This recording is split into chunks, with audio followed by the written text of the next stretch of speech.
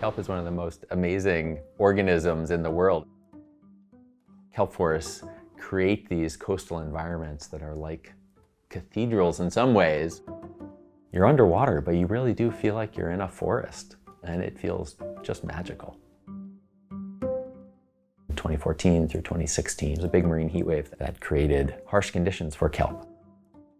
In Northern California in particular, more than 90% of the kelp forest has declined. More than half the kelp forests that are known around the world have been declining in recent years. It's a whole combination of factors.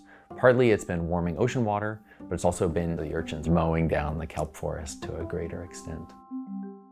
On the other hand, some forests have done well. So part of the question is, why are some places doing well, some places not doing well? And we're trying to answer whether evolution may be part of that. It's so important for other species in the ocean and also for human communities. It supports thousands of marine invertebrates, marine fisheries, including some of the fish that are really important for our coastal economy. Now we're working on a project funded by the Center for Coastal Climate Resilience to, in particular, understand whether kelp may be able to evolve rapidly to tolerate warming temperatures and other changing ocean conditions. It's made possible by some research that's been going on for a number of years in the Santa Barbara Channel, just a few hours south of here. But they've been collecting kelp tissues, in fact, every month from a few sites along the coast. The kelp was dried, it was powdered, and then it was stored in a little plastic tube. It's been sitting in the back of a lab for 20 years. We're going back in time to understand whether kelp have already evolved just in the last couple of decades to tolerate the warming temperatures and marine heat waves that have happened.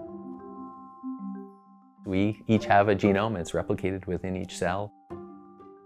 A genome provides the instructions for making a kelp, a human, a rockfish, a rockfish. So we're actually doing effectively genomic time travel. DNA is in all of our cells. It's in the cells of the plant sitting here in my office. It's in the cells of the fish and the kelp off the coast right now. But once that kelp dies and is dried, it starts to break down. There's damage to the DNA. It breaks into short fragments. So it's not entirely clear whether we can get DNA that we can read out of these historical samples. The first step, and what's really been made possible by the Center for Coastal Climate Resilience, is trying to get DNA out of those samples. We've been able to not only extract DNA, but also what we call sequence the DNA. It's kind of like getting a whole dictionary back, but someone took a pair of scissors and just snipped it up into lots of little fragments of page. We've got to assemble it to understand what those kelp genomes looked like 20 years ago. By sequencing the historical DNA and also sequencing modern samples, we can look for which parts of the genome have changed the most, and then start to identify whether there are particular genetic variants that are associated with survival of kelp in new conditions. Each of those genetic variants is potentially a solution to a novel environment in the future. Part of why we're trying to understand whether kelp can evolve and whether that's an important explanation for some populations surviving better than others is because that's knowledge that could then drive more effective restoration and also more effective conservation.